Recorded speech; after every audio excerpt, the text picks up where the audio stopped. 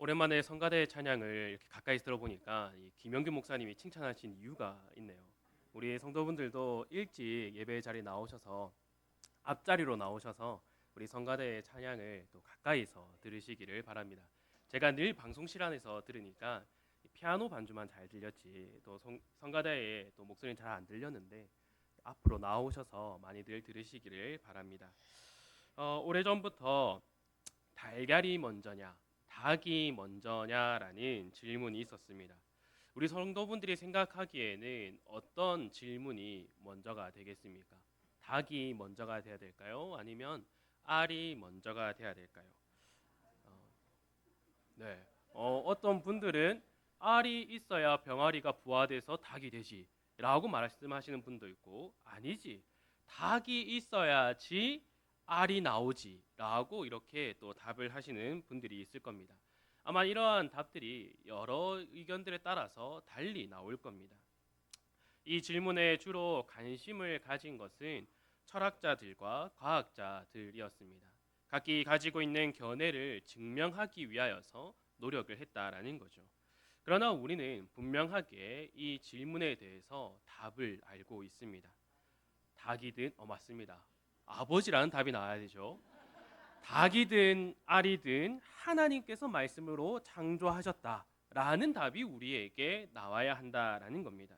우리는 늘 어떠한 질문을 듣든지 간에 하나님께서 중심이 되어야 한다라는 그 견해를 놓쳐서는 안 된다라는 겁니다. 오늘 본문도 마찬가지입니다. 우리가 잘 아는 내용이 나오고 있습니다.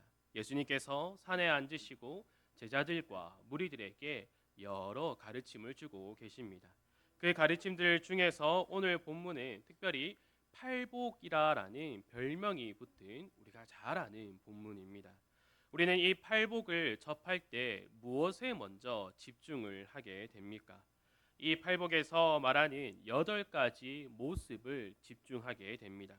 심령이 가난한 자, 애통한 자, 온유한 자, 의에 줄이고 목마른 자, 긍휼히 여기는 자, 마음이 청결한 자, 화평하게 하는 자, 의를 위하여 박해받는 자.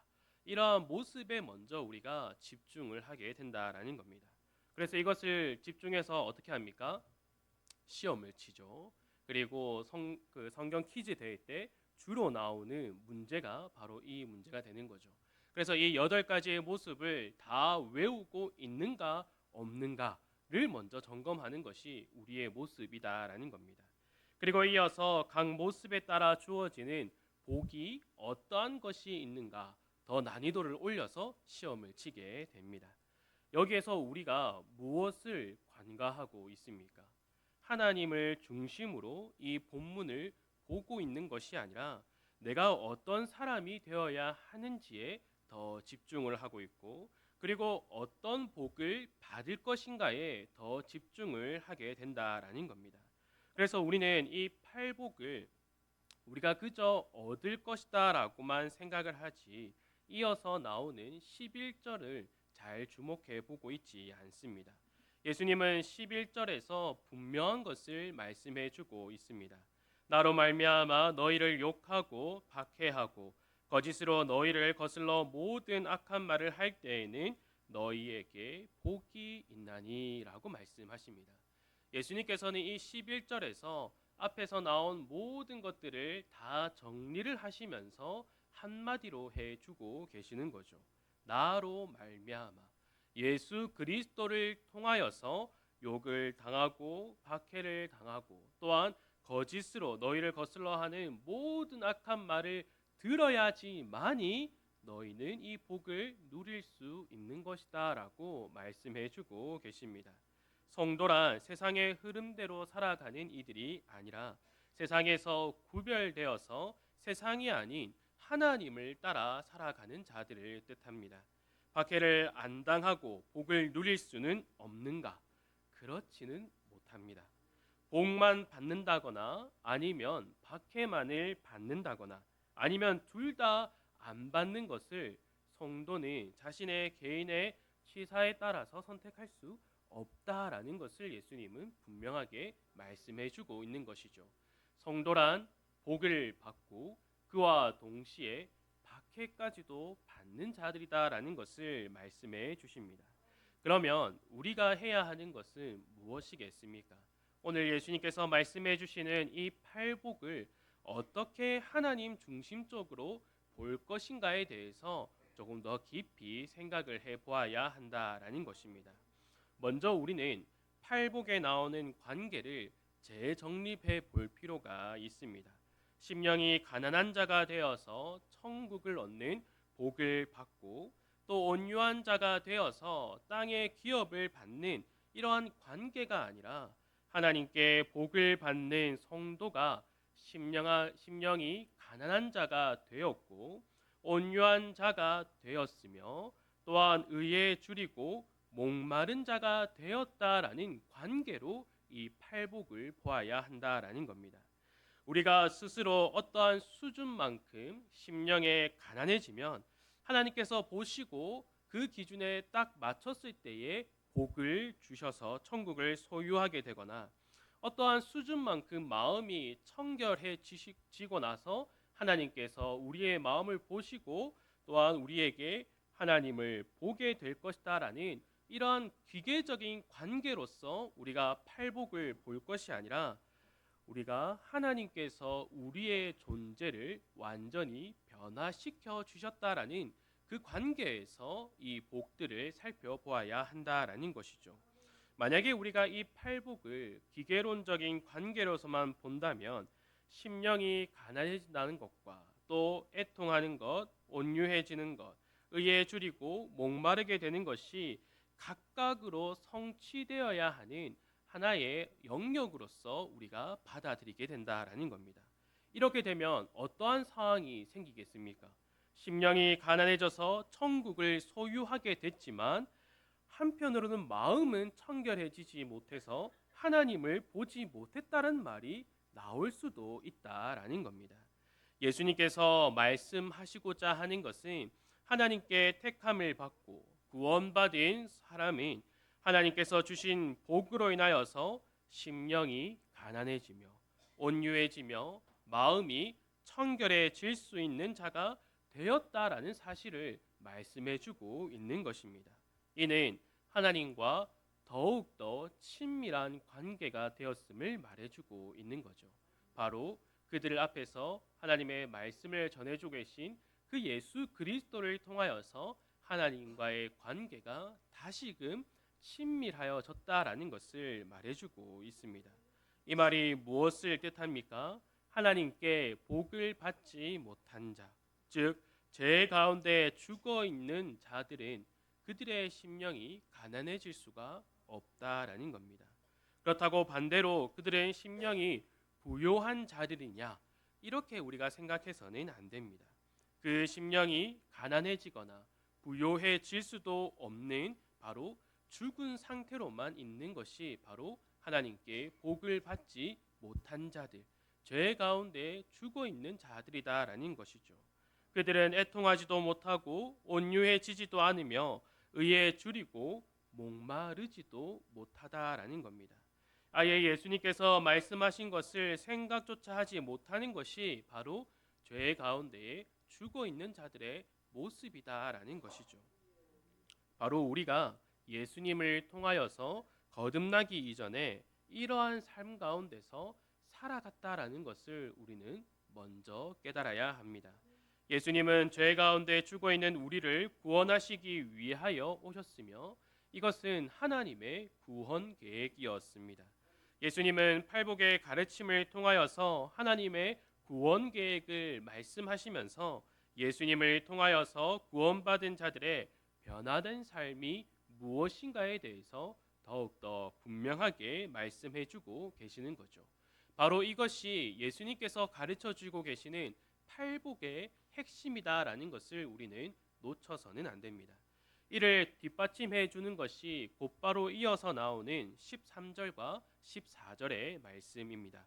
우리 한번 다 같이 13절과 14절의 말씀을 한번 다 같이 읽어보도록 하겠습니다. 시작. 너희는 세상의 소금이니 소금이 만일 그 맛을 잃으면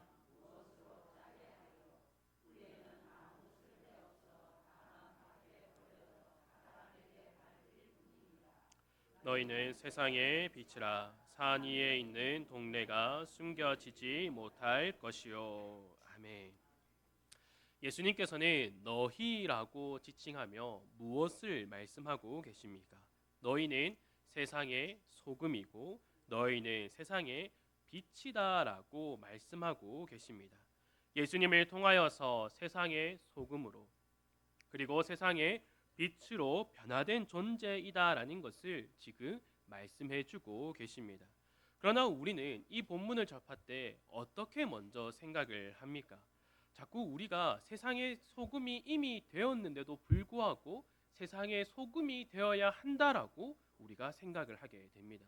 우리는 세상의 빛으로 부름을 받았지만 세상의 빛이 되어야 한다라고 우리의 존재가 변화되었지만 그것을 생각하지 않고 세상의 소금이 되어야 되고 세상의 빛이 되어야 한다라고 이 본문을 보면서 생각을 하게 된다라는 겁니다. 이처럼 예수님께서 말씀하시는 팔복의 내용을 우리가 자세히 살펴보면 우리는 예수 그리스도를 통하여서 심령이 가난한 자가 되었고 애통한 자가 되었으며 온유한 자가 되었고 의에 줄이고 목마른 자가 되었으며 긍휼히 여기는 자가 되었으며 마음이 청결한 자가 되었고 화평케 하는 자가 되었으며 의를 위하여 박해받는 자가 되었다라는 사실을 우리에게 더욱더 말씀해 주고 계십니다. 그리고 이것이 각각의 사람이 각각의 영역에서 이루는 것이 아니라 한 사람에게 다 주어진 것이고 이를 더욱더 분명하게 보여주시는 것이 바로 예수님의 삶 그 자체라는 것을 말씀해 주고 계십니다. 이와 반대편에 서서 죄 가운데 죽어 있는 우리를 위하여서 예수님은 이 땅에 오셨으며 또한 이 땅에 오셔서 하나님의 뜻을 따라 십자가에 달려 피 흘리시고 죽으시고 다시 살아나셨다라는 겁니다. 예수 그리스도께서 피 흘리심을 인하여서 우리의 죄가 용서받았고 예수 그리스도가 죽으실 때에 우리도 죽었으며 예수 그리스도가 다시 살아나실 때에 우리도 그 예수 그리스도를 통하여서 새 생명을 입어 우리가 다시 태어나게 되었다라는 것을 우리는 기억해야 한다라는 것이죠. 또한 예수님께서 공생의 기간에 만난 이들을 생각하면 이것이 더 빠르게 이해가 됩니다. 우리가 그 많은 인물들 중에서 먼저 생각할 것은 삭개오입니다. 누가복음 19장에서 등장하는 삭개오를 보면 어떻게 소개되고 있습니까? 삭개오를 향하여서 세리장이요 부자이다라고 말을 해주고 있습니다. 그에게는 그 어떤 부족함도 없었습니다. 어떤 분들은 그래도 삭개오에게 부족함이 있지 않았습니까? 그에게 키가 부족했습니다라고 이제 말씀하시는 분들도 있는데 그건 중요한 것이 아닙니다. 그 키가 작다는 것에 주목하기 위하여서 누가가 그것을 기록하고 있는 것이 아님을 우리는 알아야 합니다. 예수님께서는 세리장이자 부자인 삭개오를 부르시기 위하여서 여리고로 들어오고 계셨습니다. 예수님께서 여리고로 오셨다는 소식을 듣고 삭개오는 그가 어떠한 모습을 보이고 있습니까? 돌 무화과 나무에 올라가는 모습을 보여주고 있습니다. 삭개오만 이 나무 위로 올라갔을까요? 저는 그렇다고 생각하지 않습니다. 많은 무리가 모였습니다. 그래서 어떻게든 예수님을 보고자 저마다 나무를 탔고 저마다 지붕 위에서 예수님을 보고자 했을 겁니다. 그렇게 많은 이들이 나무를 올라가고 지붕 위에 올라갔지만 예수님은 누구를 부르시고 계십니까? 바로 삭개오를 부르고 계십니다. 삭개오를 주목하고 보시고 삭개오야 내려오라. 내가 너의 집에서 지내야겠다라고 말씀하고 계십니다. 그리고 나서 어떻게 그가 대답하고 있습니까? 누가복음 19장 8절을 보면 그는 이렇게 고백합니다. 주여 보시옵소서 내 소유의 절반을 가난한 자들에게 주겠사오며 만일 누구의 것을 속여 빼앗은 일이 있으면 내 갑절이나 갚겠나이다 라고 그가 고백하고 있습니다. 심령이 가난한 자는 자신을 증명하거나 자랑하는 자가 아닙니다. 예수님을 통하여서 심령이 가난해진 삭개오는 자신의 자랑이었던 부를 내려놓고 있다라는 겁니다. 그리고 자신의 자랑이었던 세리장으로 했던 모든 잘못된 일들을 고백하며 다 변상하겠다라고 예수님 앞에 고백하고 있는 것이죠. 우리는 삭개오의 삶에서 무엇을 본받아야 하겠습니까? 예수님을 보기 위하여서 나무 위에 올라갔던 그 열심을 본받아야 합니까? 물론 그 열심을 본받아야 합니다. 그러나 우리가 먼저 본을 받아야 하는 것은 예수님은 그 열심을 보시고 삭개오를 부르고 계시는 것이 아니라 삭개오가 나무에 올라가기 전부터 예수님은 삭개오를 부르기 위하여 작정을 하시고 여리고로 들어가셨습니다. 우리가 삭개오의 삶에서 가장 본받아야 하는 것은 예수님을 통해 누리는 복, 심령이 가난해진 그 삶을 우리의 현실에서 살아낸다라는 것을 바로 본받아야 한다라는 것입니다. 우리의 존재가 변화되었을 때에 내가 자랑했던 것들, 나의 손에 잡고 있었던 모든 것들을 놓을 수 있는 그 삶의 현실을 살아가는 것을 본받아야 한다라는 것이죠. 두 번째로 볼 것은 우물가에서 만난 가나안 여인입니다. 우리가 잘 알고 있듯이 가나안 여인은 늘 줄이고 목마른 자였습니다. 그러나 그 줄이고 목마름은 세상을 향한 것이었고, 그래서 그 여인에게는 남편이 5이나 있었고 또 다른 자가 있는데 그는 남편이 아니었다라는 것을 우리가 알고 있습니다. 이 사마리아 여인은 자신의 줄이고 목마름을 해결하기 위하여서 세상의 방법으로 살아갔습니다. 그러한 일생을 보내고 있는 그 가운데에 예수님께서 찾아오셔서 그에게 여러 말들을 하고 계심을 우리가 볼 수 있습니다. 그리고 물을 달라고 하셨다가 요한복음 4장 14절에서 예수님은 이렇게 말씀하십니다. 우리 한번 다 같이 읽어보도록 하겠습니다. 시작. 내가 주는 물을 마시는 자는 영원히 목마르지 아니하리니 내가 주는 물은 그 속에서 영생하도록 솟아나는 샘물이 되리라. 아멘. 그리고 나서 그 여인의 입에서 예수님이 누구인가를 고백하도록 예수님은 그의 대화를 이끌어 가십니다. 예수님을 통하여서 예수님을 메시아로 고백한 이 사마리아 여인의 그의 모습은 어떻게 변화되고 있습니까? 가장 뜨거운 시간에 물을 기르러 나올 정도로 사람들의 시선을 피하며 살아갔던 그 여인이 동네로 들어가서 모든 사람들에게 메시아가 왔으며 이 메시아를 내가 만났다라고 모든 문을 두드리면서 말을 하고 그들을 이끌어 나오는 모습을 보여주고 있습니다. 세상에서 줄이고 목마른 자가 의에 대하여 줄이고 목마른 자로 변화되자 자신의 배와 목마름을 채워주실 예수님만을 바라보게 되었다라는 것입니다. 또 예수님을 전하는 그 삶으로 변화되었음을 우리에게 보여주고 있습니다. 그리고 어떠한 일들로 이어지고 있습니까? 예수님께 더 함께 있어 달라고 간청을 하고 있습니다. 이에 예수님은 그들과 이틀을 더 함께 그들과 거합니다. 예수님은 왜 그들의 요청을 받아들이시고 이틀이라는 긴 시간 동안 그들과 함께 하셨겠습니까?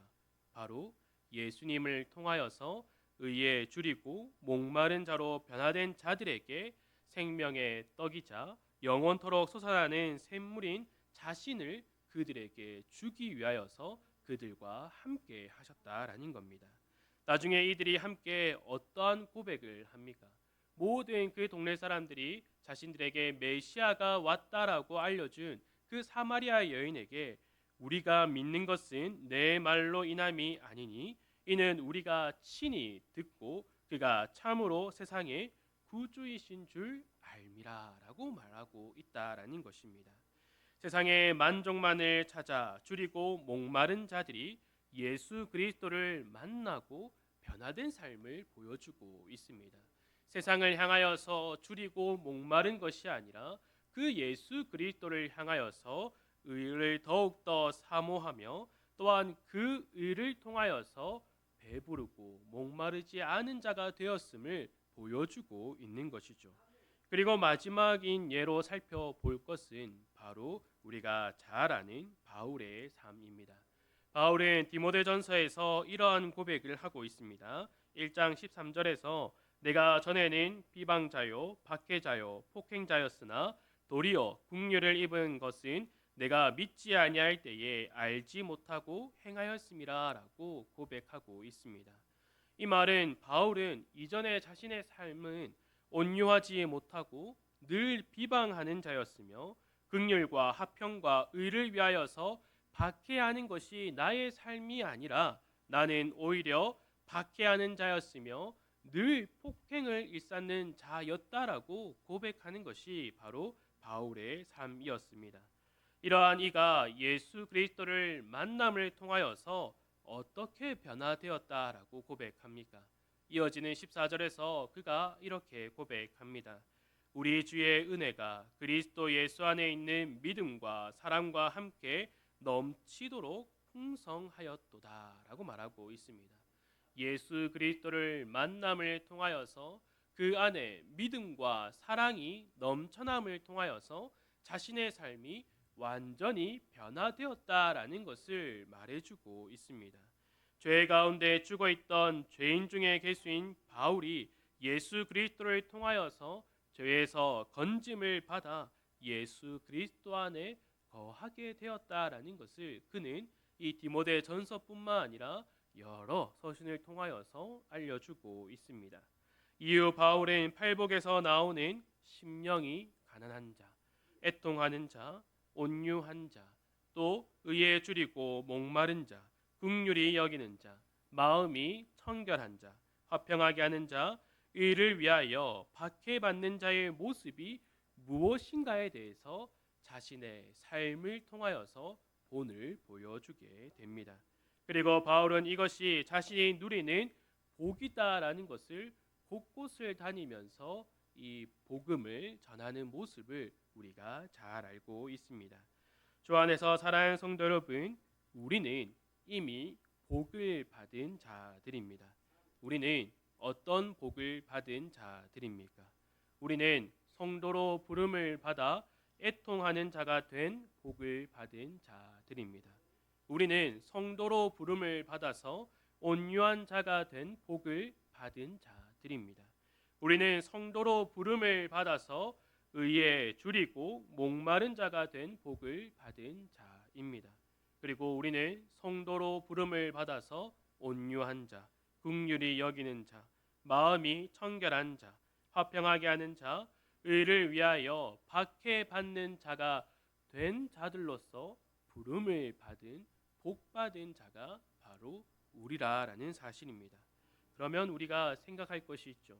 이렇게 복을 받아서 천국이 우리의 것이 되었고 위로를 받았으며 땅에 기업을 얻고 배가 부르게 되었고 긍휼히 여김을 받으며 하나님을 보고 하나님의 아들들이다라고 일컬음을 받는 복받은 자가 되었음에도 불구하고 왜 나의 삶은 여전히 고단합니까? 이 세상을 살아갈 때에 나의 삶은 왜 여전히 힘이 듭니까?